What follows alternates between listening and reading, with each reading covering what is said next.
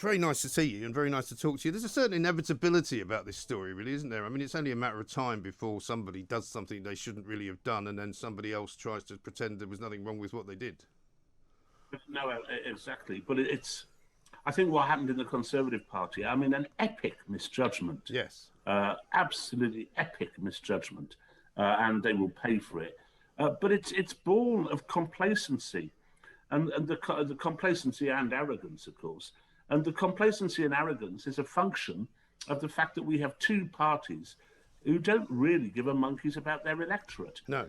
So the Labour Party, for a very, very long time, has lost touch with the people who it was set up to support, which was working class people, and has now somehow morphed into a party of the metropolitan liberal elite, and really doesn't care about those areas which still votes Labour and are working class, such as Leicester East, where they imposed upon Leicester East an imbecile. They previously had Keith Vaz, so they probably weren't feeling very good about life anyway. No. But as soon as Keith had gone, they got Claudia Webb. She wasn't local. She was imposed upon the area, probably by momentum and against the wishes of the branch secretary who later resigned. An absolute disdain and lack of respect for the people who they're meant to represent. And we saw what happened with Claudia Webb. I mean, God help us. I was having a conversation about all this with John Rentoul on Friday, and he inadvertently made one of the great sort of misstatements and non sequiturs, in which he said basically that the thing about the difference between Claudia Webb and Owen Paterson is that Claudia Webb didn't breach parliamentary standards, right? So you're all right if you've committed a criminal act and you've thrown or attempted to threaten to throw acid in somebody's face, because that's not against the rules of getting kicked out of Parliament. Yeah, no, it's utterly bizarre. Though, of course, he's right that in terms of the House of Commons, what Owen Paterson did was probably worse. Yes. But, of course, I mean, one shouldn't exculpate Owen Paterson either. I mean, he was absolutely bang to rights. Yes. And it couldn't have happened to a nicer bloke. Shall I tell you, Mike? Up and down this country, badgers are leaping out of their sets and cheering like this. Because Paterson was the bloke who introduced, against all the advice from the proper bodies, who introduced the badger cull. So the badgers are wandering around today saying, you got it, mate. You've got what was coming to you. You're gassed now, mate. So hop it. And you're right. And he sort of does represent that sort of formerly Tory from the Shires, doesn't he? The guy who just is very entitled, thinks that he's always right, doesn't take any interesting criticism on board whatsoever. And all the people that were kind of defending him and saying he's had no justice, we're all part of the same cabal. All part of the same cabal. And they think, I mean, it's been pointed out a number of times, but it's true of both parties. They think that the rules don't apply to them. So Boris consistently does as he tells people not to do. And so do his ministers, and the backhanded contracts and the deals done under the table and all that kind of stuff. But the Labour Party, similarly, we were enjoined under Jeremy Corbyn that we shouldn't send our children to private schools and we shouldn't send our children to selective schools. Diane Abbott, Shami Chakrabarti, Emily Thornberry, all sent their kids, all argue against private schools and selective schools while sending their own children to one of the two. It's not just hypocrisy, it's sheer arrogance. It really is, because they are sort of thumbing their nose at the electorate. And as you say, they neither now represent either of their own supporters, because I was in Putney, I found myself in Putney, strange enough, on Saturday, with Kevin O'Sullivan doing a show at the Half Moon. And I mean, when you walked around in Putney, my background would not suggest to me that is a Labour stronghold. And yet it is. It doesn't look like one. Of course it is. Well, never mind that, mate. Go for a walk in the Cotswolds. You'll find an even stronger Labour stronghold. Well, it's like, how do you tell it's a Labour stronghold? There's lots of Range Rovers driving in the streets, quite a few cyclists and a couple of Waitroses. Yeah, that's right. That's right. Indeed, Waitrose is probably a good indication of Labour voting. Yes. I might do some work on that. That's quite good. Well, That's I'm glad I've given you the idea. What about that's a really good idea. But I was talking about this, and so was Claire Fox at the Social Democratic Party conference on Saturday, and Lionel Shriver, because Lionel's American, and she was speaking at the SDP conference, and it's exactly the same in America, in that the Democrats, who used to be, of course, a party of the poor, the working class, or what they call in America the middle class, has become the party of the very affluent liberal elite, and is getting more and more left-wing. And the Republicans, meanwhile, go too far in the other direction. And yet you saw in Virginia this astonishing result where the Democrats were ousted from one of the most Democrat-safe seats in the country. Yeah, which they'd won by 10 points, I think, with Biden, didn't they? That's right. And all because of their appalling policies of allowing critical race theory into schools. So to all those lefty commentators who say that the culture wars don't matter, they don't matter to the man in the street, have a look at Virginia. But it's the problem of a two-party system which has become corrupt and complacent. Which is why, obviously, we in the SDP are going to have to return to our homes and prepare for government, because I don't see an alternative, mate, at the moment. Well, a bit like the Lib Dems are always doing. But that's the thing, isn't it? You have this ridiculous situation now where there's an 80-seat majority for Boris Johnson. There's a few by-elections coming up in which there might be one or two shocks, I suppose, because it's a by-election. But it's going to be very hard to see how some party like the SDP or Reform UK can cut any sort of real difference and make any real difference at any election. It's close to being impossible. I mean, what we've got to do is build up from the grassroots and make sure that we've got lots of workers in every area. There's no real other way to do it. You can't attract defecting politicians until you can be certain of winning seats, because they won't go to you, because they're not that principled. A few famous people wouldn't come amiss, if you ever were to sort of come out on air and say, I am with the SDP, we'd all that would give us a few more thousand members. Well, it might make you one of the hated parties as well, because I mean, that would be great. People hated me this weekend just for having breakfast, which apparently I wrongly termed a full English breakfast, because it wasn't a full English breakfast, because one had hash browns on it, and two, I was informed by some of my more lefty followers that nothing in English breakfast is actually English. What a stupid point of view! I know, isn't it? Just known as a full English breakfast. Yes, but this is what we're up. This is what we're up against, Rod. We try and commit to common sense. We try to tell people that this is how you should be going. But Boris Johnson now, and you're saying this in your piece in the Sunday Times, is so kind of contemptuous of the British public that there's talk he might not even show up this afternoon for this debate. Yeah, he's not going to show up. No, I was told that he was off to the far north of the country on some long-standing appointment. Right. No, he has no intention of showing up, because this is the one occasion where, Angela Rayner and Keir Starmer are absolutely right. It's impossible to argue with. They are absolutely right. And Rayner put it very well. And, if Boris wonders why the Conservative Party is the party of sleaze, it's because it is the party of sleaze. There is no question about it. It just is. Yes, and I presume it's not going to change. And equally, but we're also now having this sort of almost annual conversation about the House of Lords and what you do about that. And I know your illustrious leader, William Clouston, has often said that he would like to see quite a lot of reform, but nobody seems to know what to do with it, really. No, you're absolutely right. I mean, I suppose I'd be in favour of reform of the House of Lords and a certain portion of those elected representatives. I'm also quite in favour of a kind of great and good idea. But the trouble is the people who get into the House of Lords are no longer the great and good. They're people who've bunged Boris a vast wedge of money. That's the real problem.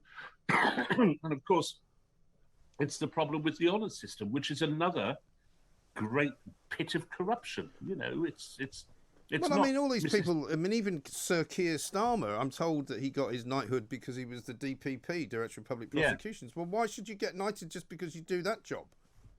I don't know. I mean, in fairness to Starmer, he didn't do it badly. which is makes a change, doesn't it? Well, I mean, it's good to know that he could do something well. Although there are those that would argue he didn't. He could have done it better as well. Yes, he could have done it better indeed. But no, I mean, these baubles which are handed out, and we focus maybe on a comedian. I'd give one to Roy Chubby Brown. That would really annoy the lefties.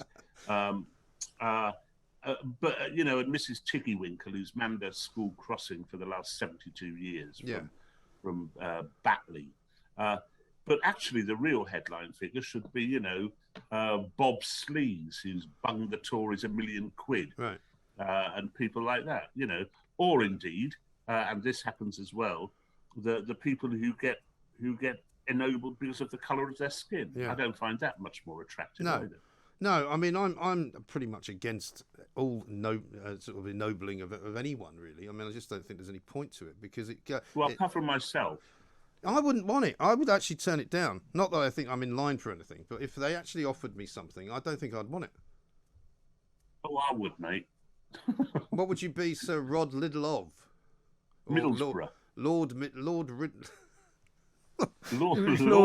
Liddle. It's hard to say. Lord Liddle of Middlesbrough. Very nice. Yeah, it's a tongue twister, isn't it, mate? It really is. So basically, we are where we are. Nothing's going to change. Boris is not going to lose the next election, and we're just all going to carry on making a lot of people rich.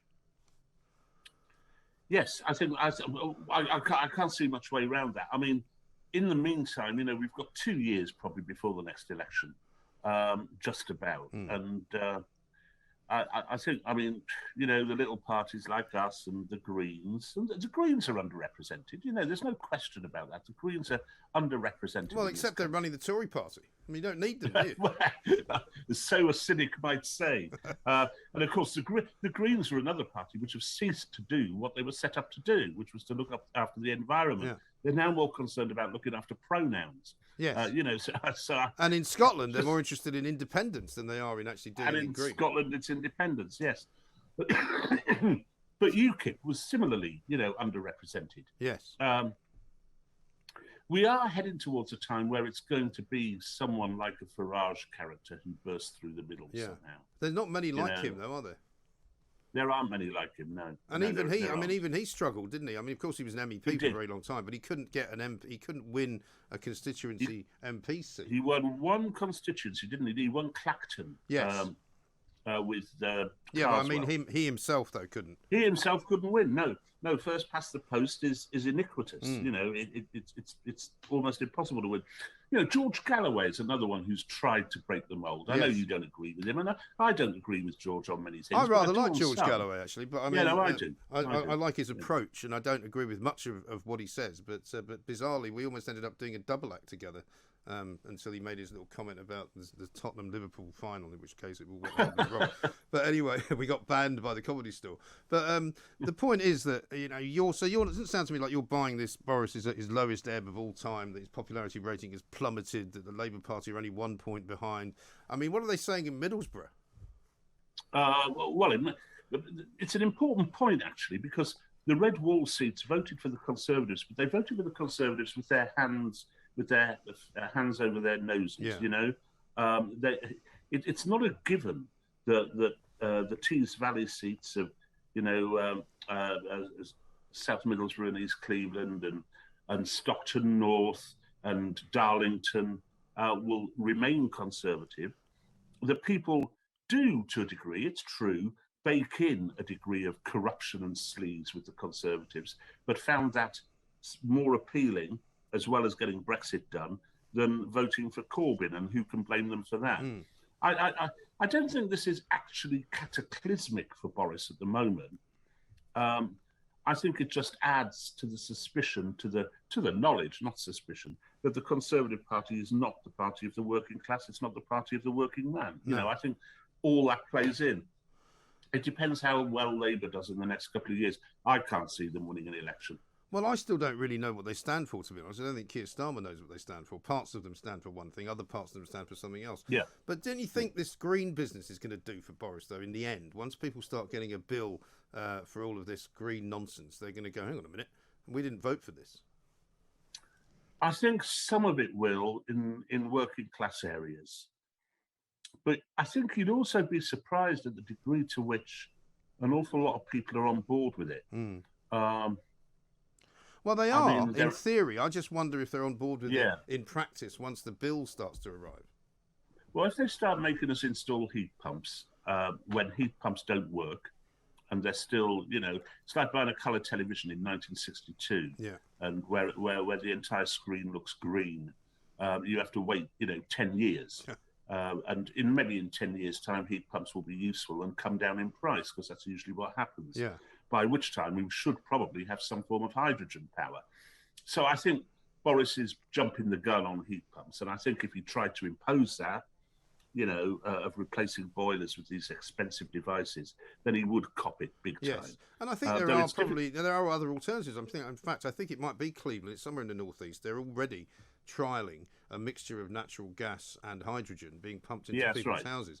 So there must be better ways of changing the energy if you want to do it without it costing you 15 grand. Yeah, well, no, indeed, and the best way of changing the energy, in which they've taken a very, very long time to come around to, is kind of mini nuclear power stations, not the huge ones which cost zillions of dollars and are run by the Chinese. Yeah. But there are certain much micro power stations which are Rolls-Royce, for example, has been working on one, and they work very, very well indeed. They're very safe, and they would generate lots of energy. Because the other thing, one of the reasons that I find it difficult to get on board with all the climate change stuff is that wind farms are an excrescence on the countryside, and an excrescence out at sea as well, and they don't work. Too much of what we're being urged to do by the climate change lobby simply doesn't work. No. It's what it seems to me. It seems to me the wind turbine is the sort of modern day equivalent of a penny farthing.